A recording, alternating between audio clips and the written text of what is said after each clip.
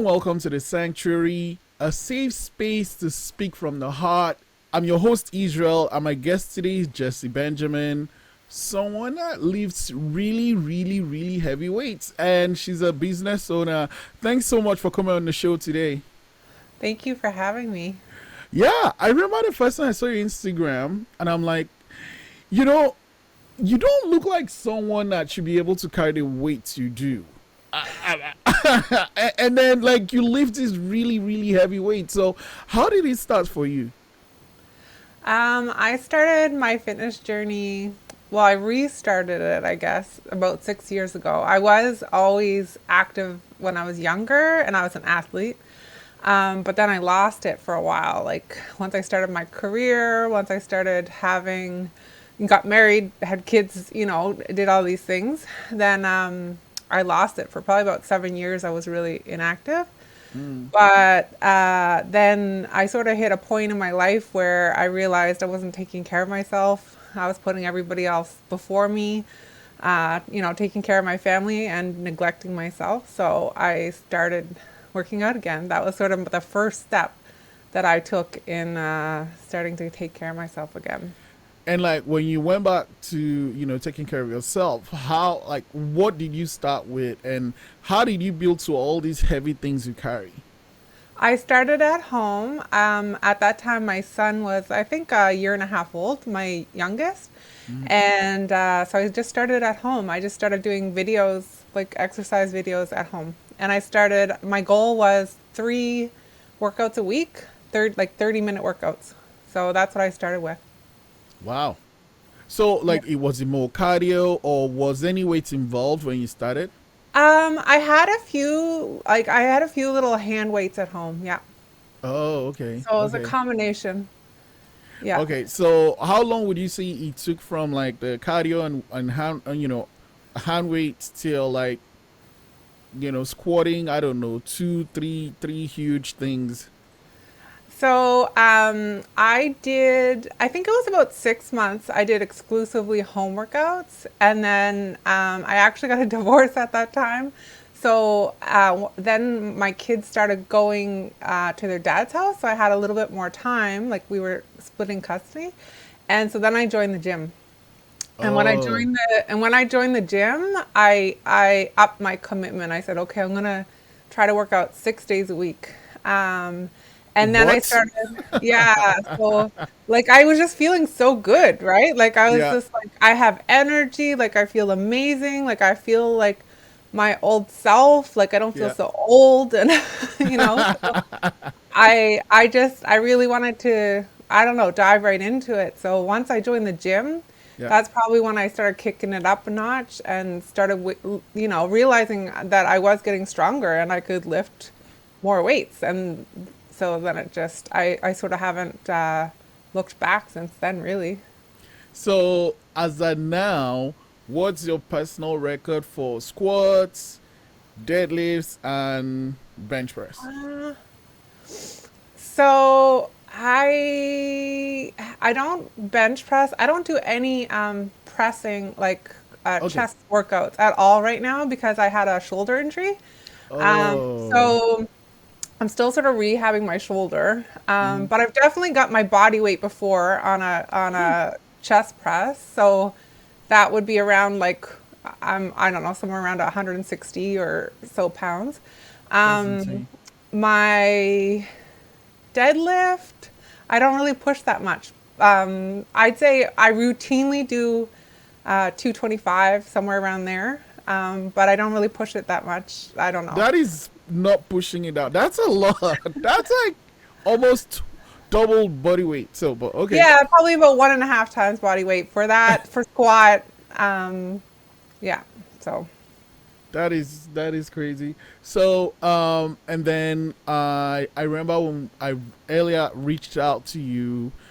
You were helping people like start their own lifting journey. What made you decide to do that?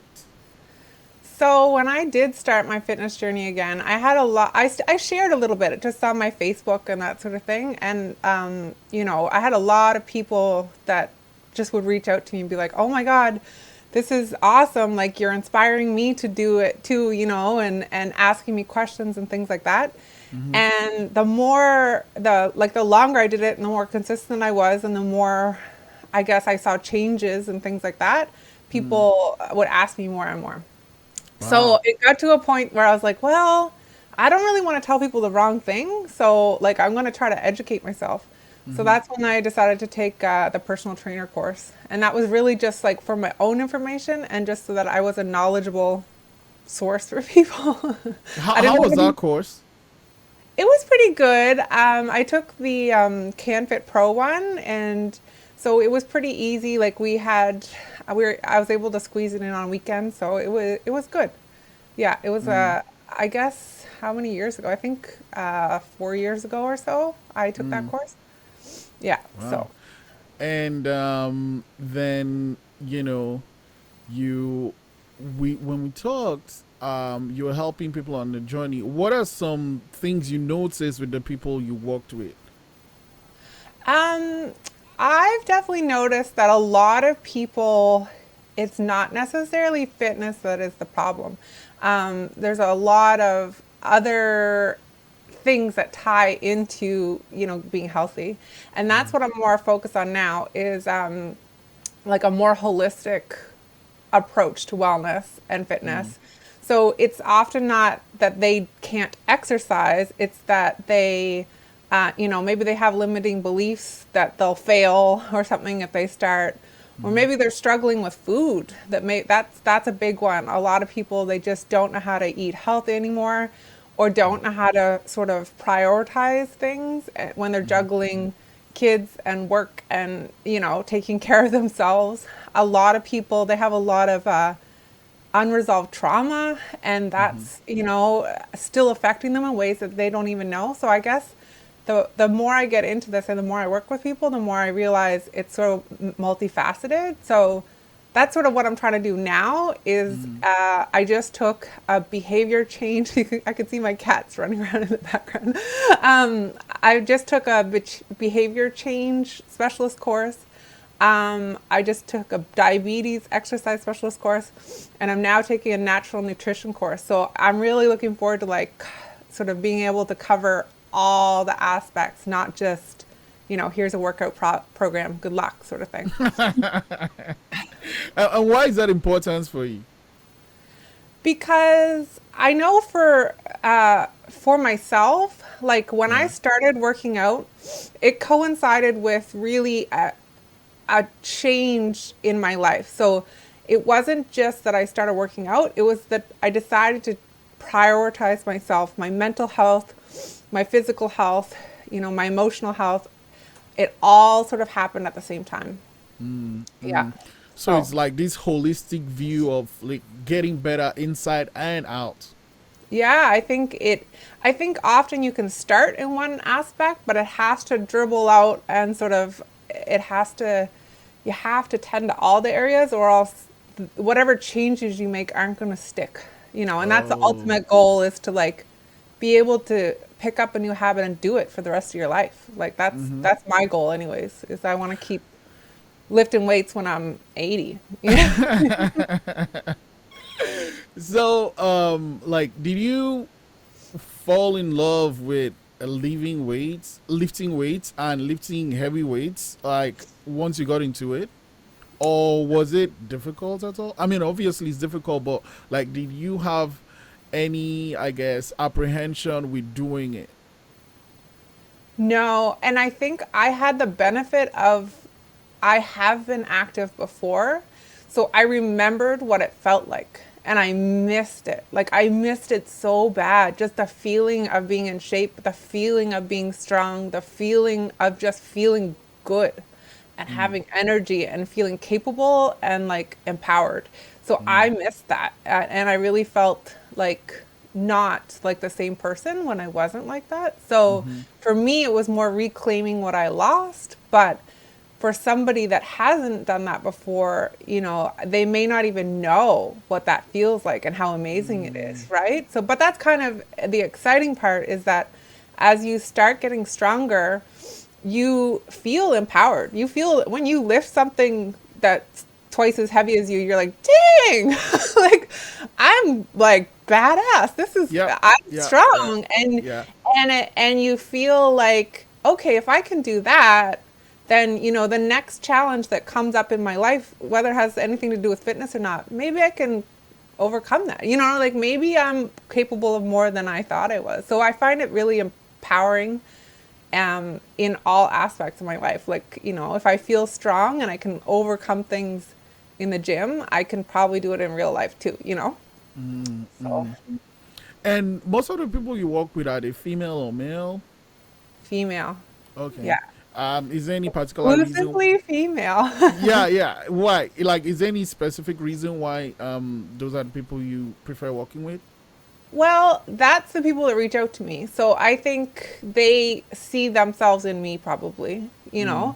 If I can do it, then they can do it. Mm-hmm. So, I'm a mom. I'm a single mom now. Like I share custody, but like I'm taking care of my kids by myself when they're here. I work, I so like if I can do it, anybody can do it. I'm not Mm-hmm. special in any way, right? And if I believe also there's just a way to make it work, even if you're busy, even if you're a mom. And I think the moms too are the worst for putting other people ahead of themselves. So, I think they need it the most. They need that they need something for themselves. They need to prioritize themselves. So, Yeah, I I, was actually going to ask you that question before you mentioned that. And just like from my mom, and like the friends that have children or are married, you can kind of see that it's almost just always that way where they need to make sure the kids are okay. If they have a partner, the partner is okay, then they'll like kind of put themselves last. And I guess my question with that would be, what way would they like, what would be the best approach to reframe that, I guess, order of priority? to refrain, like if someone's just starting. Yeah. So it depends on the person, and it depends on what, I guess, where they're currently at, what they're doing really good at, and what they maybe need help with, and that will be different for every person. Um, I just started like an Indigenous wellness women's group that I'm really focusing on four different sort of areas of wellness and trying to split everything that I teach them into those four like categories. It's sort of Mm-hmm. based on the medicine wheel um, idea What of was the wellness. medicine wheel?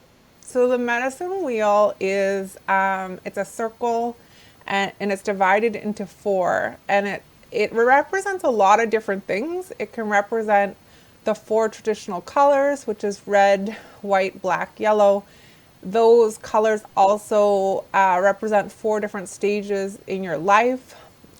They Oh. also represent like the four directions.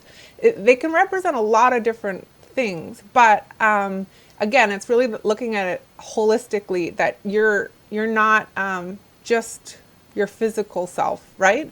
Like that's not the only. If you get really good shape, you could still be miserable. You could still be unhappy because you have a lot of other things going on mentally or Mm-hmm. spiritually that haven't been dealt with. So there's the physical part of it, which would be like obviously your activity level, your strength, your nutrition, so what you're fueling your body with, your posture, your mobility, like all those sort of things. Then there Mm-hmm. would be, I divided up, I put sort of mental and emotional together. So for me, that may be where you have some unresolved trauma, some limiting beliefs, so, like negative self talk that you're doing to yourself all the time, things like that, that you really have to peel away the layers and try to figure out, what's holding you back that you may Mm-hmm. not, it may all be in your subconscious and you may not even be aware of. Mm-hmm. So that's one category. Then the next would be environmental, I call it. So these are like your relationships with your community, with your family, your friends, even like social media and what you're letting influence your life, and everything that you're taking in every day, and what you're putting out to the world as well. So that would be sort of environmental, and your connection with nature and that sort of thing. So there's a lot of healing medicine in just being out in nature. And then the last would be spiritual.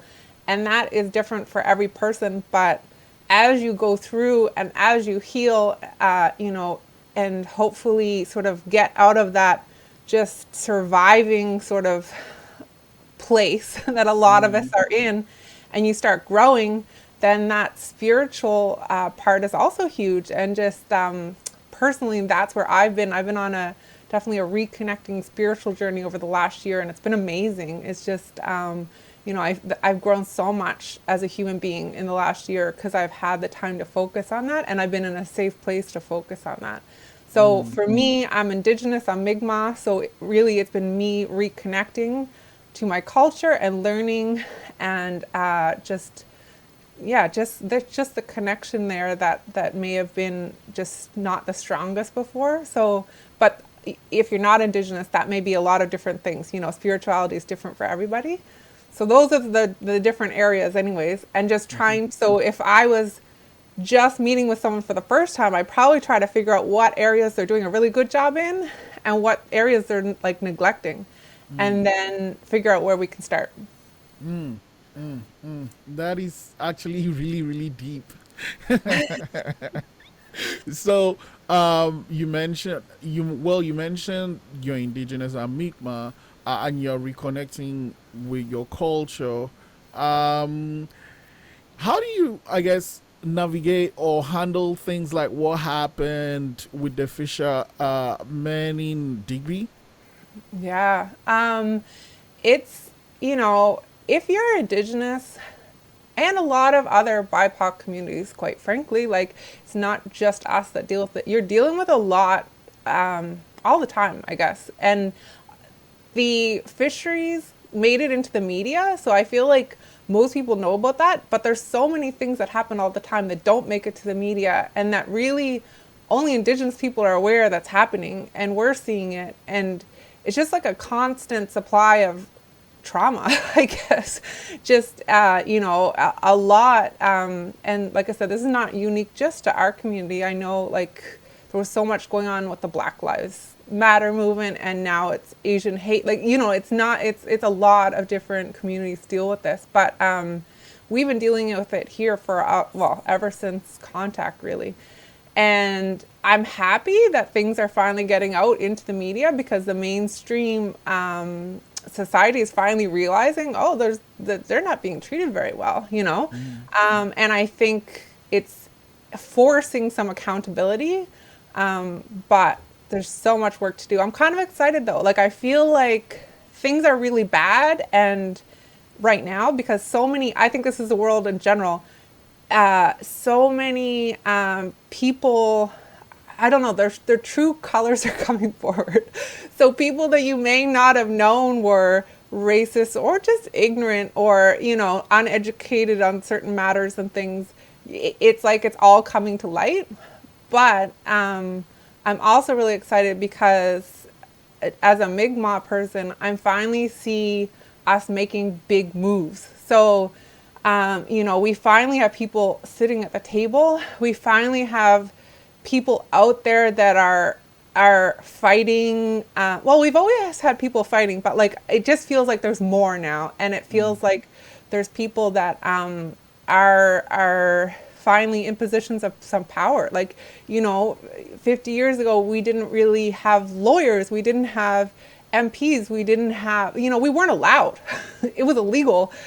You lost your status if you wanted to be a lawyer, or, you got any distinction like that. You weren't considered Native anymore. You lost your status. So like, That is insane. yeah. So we weren't allowed to fight, right, for our own rights. And just so it's like an exciting time for me, because I feel like we're making big moves. Like, just the fact that we bought Clearwater is like, that was a big boss move. Mm-hmm, mm-hmm, mm-hmm, So mm-hmm. big things are happening. So in a way, I'm excited, but it's always, discouraging. Like sometimes when you're just reading all the hate, watching the violence, watching nobody do anything about it. Law enforcement. You're just like, why do they hate us? And it gets really discouraging. But you Mm, gotta just take care of yourself and just keep focusing on the bigger picture that these things are all going to make a difference in the mm-hmm, long mm-hmm. run, and like hopefully our children will be in a much better place. They won't have to deal with this. That's what I hope anyways. Yeah, yeah, yeah. You're right. You can see the changes, and you can see, as you mentioned, the big boss moves. That is great. But you mentioned something when you answered that question, and that was like, well, not this question, but like a couple of questions back, where you mentioned that the things we put out, especially on social media, um, that makes sense because, like, especially your captions are so striking. Like the images and the videos is like amazing because this person is doing these really really cool things, but to me it's the captions that stand out. What is the process when it comes to writing those captions on your Instagram specifically? I feel like what I've been sharing lately is probably more reflective of just the journey that I've been on. So like probably a year ago, it would have been more superficial. My captions like, here's a workout, this is awesome. But now it's like I'm sharing more my own growth, I guess, or just trying to encourage people to do the same. So um, I guess it's just a reflection of where I'm at in the journey that I'm on currently. Mm, And like I said, it's been a huge. This past year has been a huge growth year for me. Like things, I feel huge changes. So I think it's just a reflection of that. mm. It's so personal and so vulnerable. Is it scary at all? Um, I guess that's one thing that I have got over recently, or I guess one thing that I've been very conscious to try to do. So I find if you are more vulnerable and honest, people will relate to you better because, if I just post workout videos where like all my hair is all in place and I have makeup on and I'm just lifting big weights and I'm like, this is fun. Like I don't know, not everybody's going to relate to that. Mm, So, because not everybody is there. But if I post about how I had a bad day or like I don't know, my kids are driving me crazy or I'm struggling with losing someone or dealing with, things like that everybody mm-hmm, deals with, then I think it's more relatable. And something that I've really tried to be conscious of, just personally, not just on social media, but just in general, is just being honest of where I'm currently at. So if somebody asks me, like, how are you today? I'd be like, today's not a good day. I am struggling, like, and not to try to elicit sympathy, just to mm. be honest. Like, I'm having a hard day today. Like tomorrow's probably going to be better, but today's bad. And just being bluntly honest, I guess, is and unapologetic. Like if I'm, you know what I mean. Wherever I'm at is where I'm at, and I think people, I don't know. I think they take that differently. It's not as superficial. Like you could just meet someone on the street and be like, "How are you? Good, good." Even if you're both having the worst day ever, and then go Mm-hmm, about your day. But mm, if you're honest, then it's gonna strike something different in that person. That maybe you'll have a deeper conversation. mm-hmm, Maybe they'll be honest with somebody the next time. Maybe they'll reach out. And I don't know, every time that I'm honest, if I'm struggling, I mm-hmm, have someone, at least one person, usually more, reach out to me and be like, I went through that. I haven't talked to anybody about this before. This is what happened to me. Like, and even people I know, and I did mm, not know they were going through something that they like big that they went through. mm-hmm. So I don't know. I think it just by example sort of opens the door for other people to share their experiences too. So I've been trying to Yeah. do more. Do you is that your approach with everyone or just select people? um, I I guess if I didn't know you, I probably wouldn't say that because I probably don't want to get into a conversation with you. I guess if I know you, Mm-hmm, yeah. mm-hmm, mm-hmm. And then how do you now handle people reaching out to you and and saying that they've experienced something similar and stuff like that? I just talk to them. So, and I find it very, it helps me as much as it helps them, I think. Mm-hmm. So some of the really like low points, like sometimes it's usually my blogs, and I haven't blogged lately, but it was usually my blogs that I would share the sort of the deeper struggles that I was going through, and it number one, it was healing for me to write them and just Mm-hmm. get it out. Number two, when people would reach out to me and tell me about what they went through, like it was heavy, but at the same time, then I wasn't alone either. So Mm, it was just as healing for me, I think, as it was for them. So mm, yeah, mm. it always helped. Yeah. So It's a good thing you mentioned your blog because I was going to bring that up. Why did you stop writing? So, well, I write my blog when I need to. So, Mm, if thing, I don't write it just because I have to, I guess. So, things, when they're bad, I guess I write more. And and also I'm redoing my website, so I took it down for the time being, and I'm building a new website for the new business that I'm launching. So um, I will probably pick it back up once I get that going. yeah, Yeah. well, I mentioned this kind of in passing with your Instagram and being vulnerable. But like, Instagram, sure you can write a lot, but like, it's just, a tiny section. But your blogs is like paragraphs and paragraphs of like really personal stuff.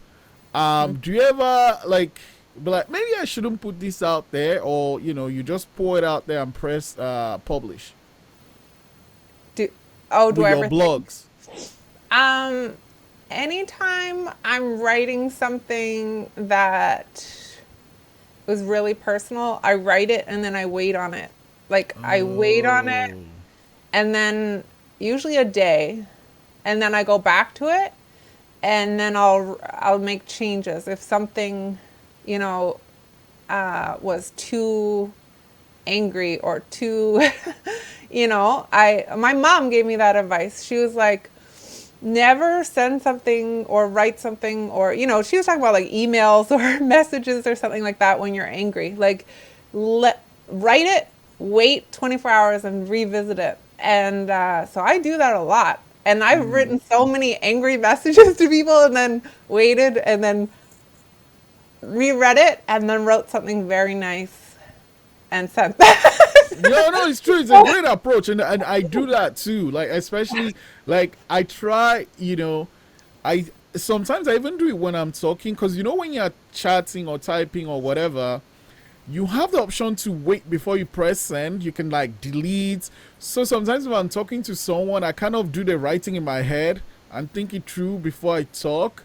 And it seems like I'm super slow, but I'd rather be super slow than say something I'll regret because I find that when you're angry, no matter what you say, it's always going to be the wrong thing, right? Yeah. And if you just wait it out, you find out that, maybe even isn't worth saying that thing at all. Yeah, no, I've for I don't know, some simple examples is like when I left my last job and they weren't treating me well, and they the first letter that I wrote to say no, I'm not coming back was quite stern and snarky. And then the second one that I wrote back was really professional and extra nice, like Mm, almost so nice that you know what I mean. They wouldn't have believed it, mm, but like I was like, yeah, like it's just not worth burning bridges, right? Even if yeah, yeah. someone does you wrong and treats you badly, it's not worth it, and it's better to be the person that takes the higher ground. So I agree completely, and that's always my approach, right? Like if I'm angry, I don't see shit. I'd rather just walk away and think it through before I say something. You mentioned your new business. Tell me a little bit more about that. So, as I said, I've been like taking these courses that I'm really excited about, and I think I'm going to really be able to help people on so many more levels now Mm-hmm. than what I could do just as a personal trainer.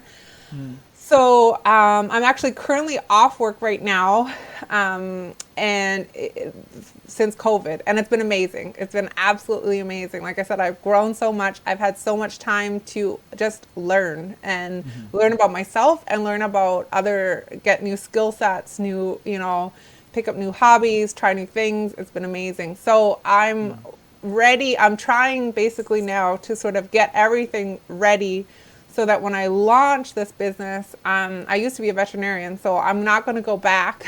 I'm going to go in, dive right into the wellness field. And I say wellness because, like I said, I want to address more than just fitness now. So, I mean, I still want to help people with that, but for the people that need more, I'll be able to give more, right? So, Mm. I'm getting it ready now. Like, I'm working on my website, I'm working on programs. I'm getting, like I said, I'm just finishing now my natural nutrition course and things like that. So then when I'm ready to launch, then hopefully I'll have everything in place. And yeah, I'm really excited about it. I really want to work a lot with my own community, with the Indigenous community. Mm-hmm. We really don't have, a lot. I don't know. There's just so many gaps in the health and wellness things that are available for us, and Mm-hmm. really a lot of things aren't designed specifically for us. So I Mm-hmm. want to do that. But I also know I'll be able to help people who aren't Indigenous as well. Knowing that the lens that I am approaching wellness through also is an Indigenous lens, but Mm-hmm. I think everyone can benefit from that. There's so many good morals, values, just like our culture in general is just it's based on like gratitude and helping people, and it's, I think the world just needs more of it. Like Oh God! it's, Right now, yes, it does. It does. It yeah, does. I think it's something we can all benefit from. So I'm sure I'll help other people as well. What are some services you see you'll be offering through this business? So I hope to be able, like I said, I do want to work with my own community. So I'm hoping that I'll be able to align with some bands, some um, not businesses, but more organizations, I guess. Mm-hmm. So that's sort of the stage that I'm in right now, is trying to reach out and figure out who I can partner with. Mm. Um, but then I'm also going to be offering like just one-on-one client work, and like I said, that could be more the physical side, that could be more the diabetes side, that could be more the nutrition side or the behavior change side. Um, whatever people need. And then I Mm-hmm. also hope to move towards, I'm doing like a group program right now, sort of a beta trial group. So I also hope to be doing those where, maybe people that can't afford the one on one coaching, they can, opt for one of these groups that it may not still be exactly tailored towards them, but they'll still get a lot of the information plus like a community support type thing with the other people that are in the Mm. groups. Yeah. So, and then I Community. also hope to do like just workshops and keynotes and things like that. Yeah, no, that's cool. Yeah. I'm actually thinking of doing, well, not thinking, I'm planning some kind of seminar, but it's going to be online, virtual seminar down in, yeah, I'm going to reach out to you about that for sure. Because I need it. But then talking of that, with this new business and working with the bands and groups and individuals, is it still going to be the same approach of working with just females or? Not necessarily if it grows. Mm-hmm. Like I said, I think it's been more that I've worked with females just because that's who's reached Reach out out. to me. Yeah. But and obviously I can relate probably better to them, on a lot of, if they're mothers and things like that, like Mm-hmm. But that's not to say, our men need to be healthy too. Like it's not. I'm not going to necessarily exclude anybody. Yeah. But yeah, it's all just really I'm trying to figure out what people need right now and then how I Mm-hmm. can help them. What one of the things I don't know if you still do it now, but like your earrings, you used to make things like that. Do you still do that? Yeah. So this year that's really when I started was this year making things because I started learning how to fancy shawl dance and along with that, I decided that I was going to make my own regalia. So your regalia is the what outfit you wear when you go dance at a powwow. And I decided I wanted to do that. So I learned how to sort of sew to make it. I knew how to sew before, but I've never made a regalia before. Mm-hmm. So it's still a really big learning curve. And then I also decided that I was going to bead my accessory set. So your accessory set would be your earrings, your headband, your barrette, your necklace, your hair ties, things like that. Mm-hmm. And so I decided I was going to do that too. So then I did learn sort of how to make those. I did this all over COVID. So I made, yeah, thank goodness for being laid off. I made my whole regalia. So then it's sort of like I just really loved it. I realized I didn't really have a creative outlet before this. And that was something that was missing too. So when I was younger, like I drew, like I loved making things when I was younger and I just stopped. I don't know why I stopped. So yeah, beading, sewing, has been amazing. I've made a whole bunch of masks over COVID. I've started making like ribbon skirts and yeah, beaded. I did make these ones, beaded jewelry, and all sorts of things. So it's been amazing. Yeah, no, the earrings look great. I was going to ask if you made those ones too. How much time went into making the earrings, especially this one you're wearing now? It looks very intricate. Yeah, it takes a long time. Like I don't know. I don't usually sit and do it straight, but these ones I think took a couple days. Yeah. But you know what? Like, I'm one of those people that I'll put in the work if the outcome looks great and the outcome looks amazing. Yeah, it's very satisfying when you're all done. You're like, ah! What is the process of making it? Do you like draw it out first, and how do you spend those days when you're making it? It depends. So it depends on if you're like for I made a fanny pack for a friend who owns a business called The Vault. And so for his fanny pack, like I printed out his logo and then I followed the logo with the beading design. But like something like this that has a center, this is called like a cab, then you just bead around it basically. And then you just sort of figure out, like, I don't draw it or anything. I just kind of figure out what pattern I want to make. And then each Wow. layer you're building on the pattern, right? So it depends which kind you make, which kind you make. Yeah, if it seems super repetitive, does it also kind of seem as if you're like meditating while doing it because you're kind of doing this thing over and over and you have to be focused Yeah. on it? It's amazing. It's like addictive and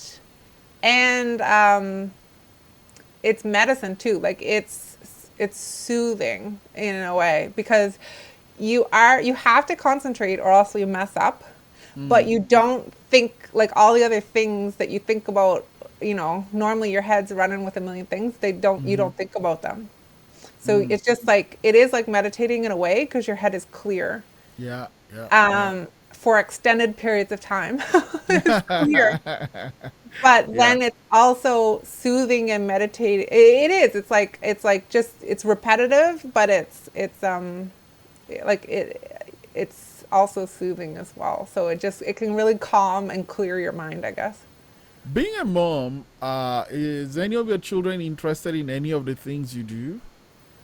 Um, my youngest daughter says she maybe wants to dance, so we'll see Oh, if that. We haven't really started with her yet, but we'll see. And the other guys do show interest. Like they've helped me. I've had really large mask orders where I had to make like 200 masks or something, and they've helped me with that. They also get paid some money, so they're really motivated with that. wait. Did you say But 200 masks? yeah, like I've had some big orders. Holy smokes, that's a lot. That Yeah, is a lot.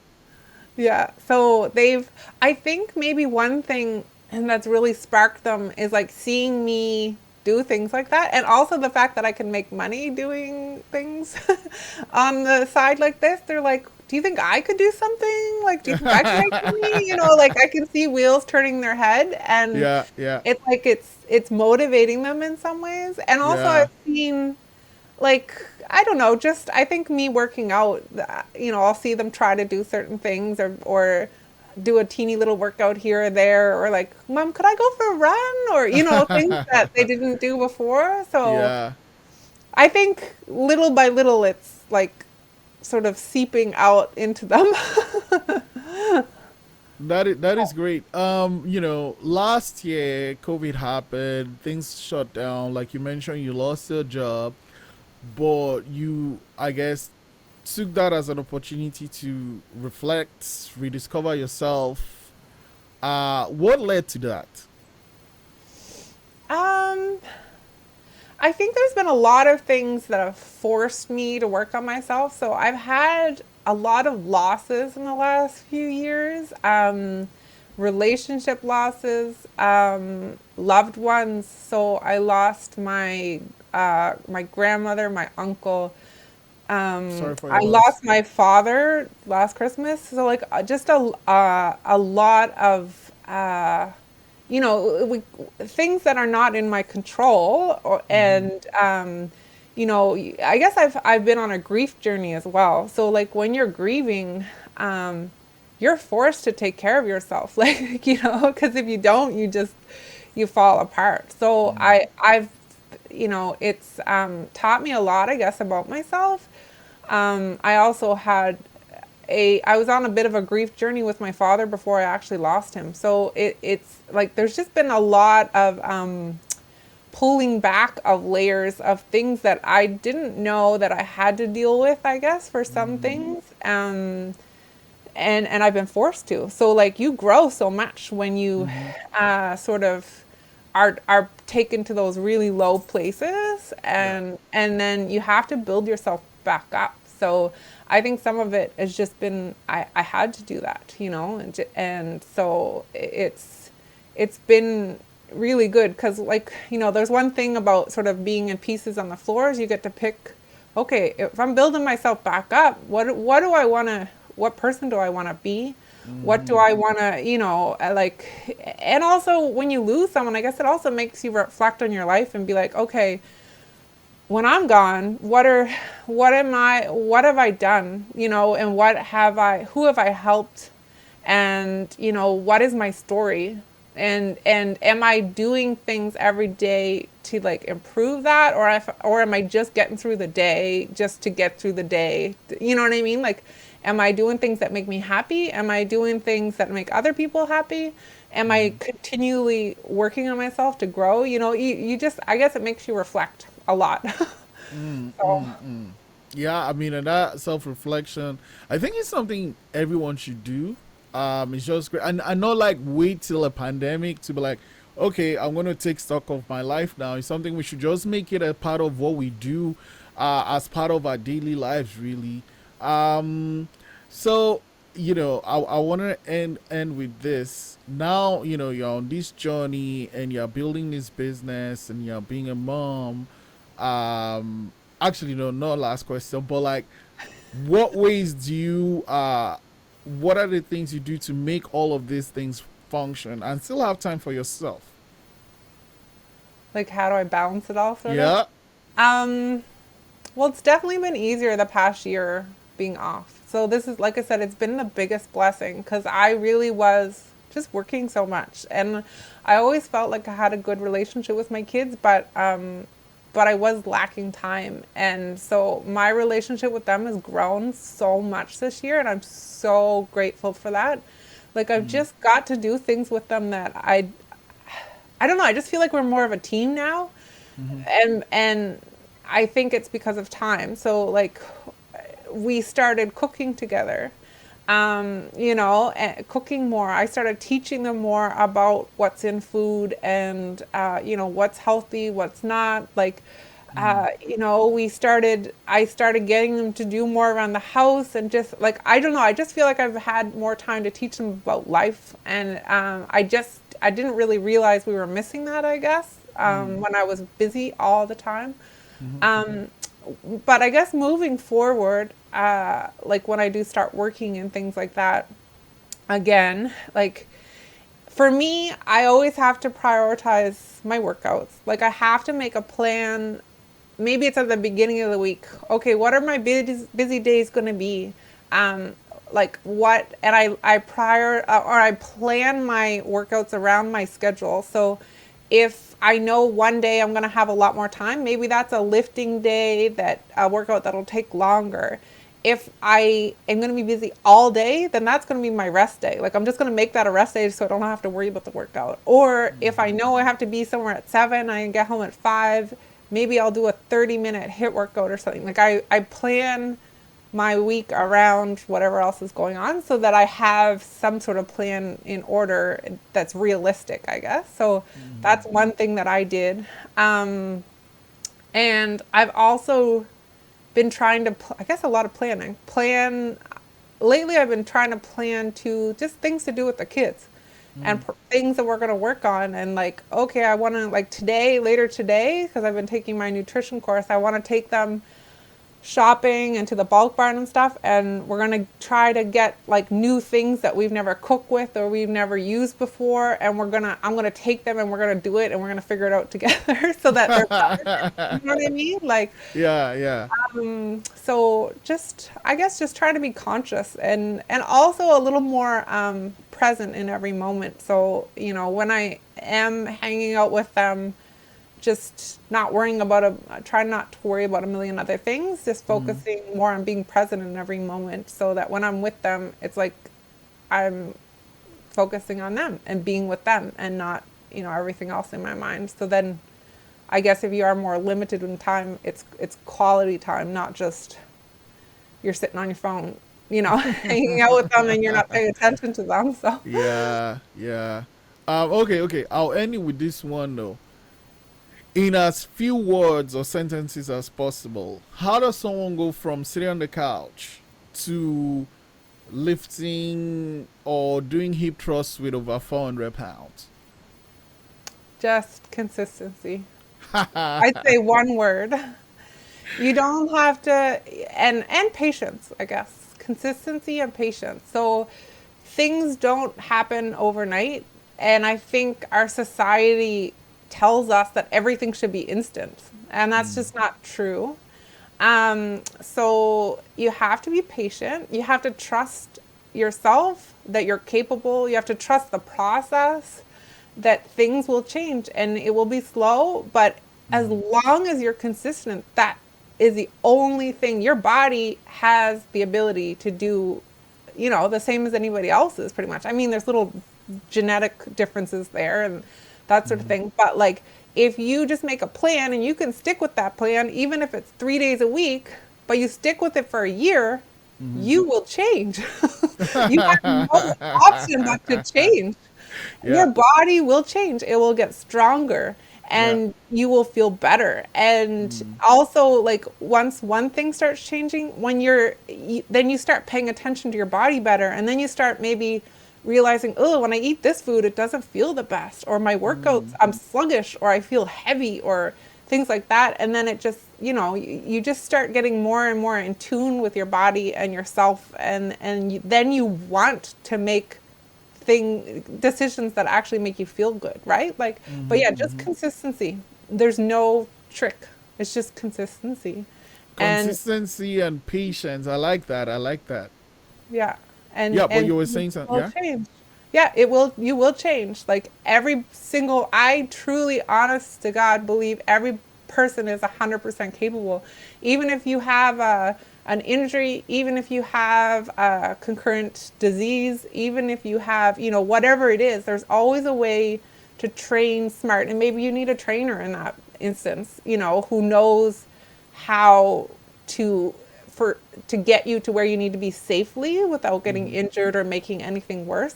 But there's Mm-hmm. almost no contraindication to exercise unless you have like a an unstable heart condition, or something like that. But like if Mm-hmm. you have diabetes, you need to exercise. If you're pregnant, you need to exercise. If you're overweight, you need to exercise. If there's no reason. Like every single person can benefit from it. So, and every single person's capable. So I truly believe that. So it's just we often believe we're not for some reason.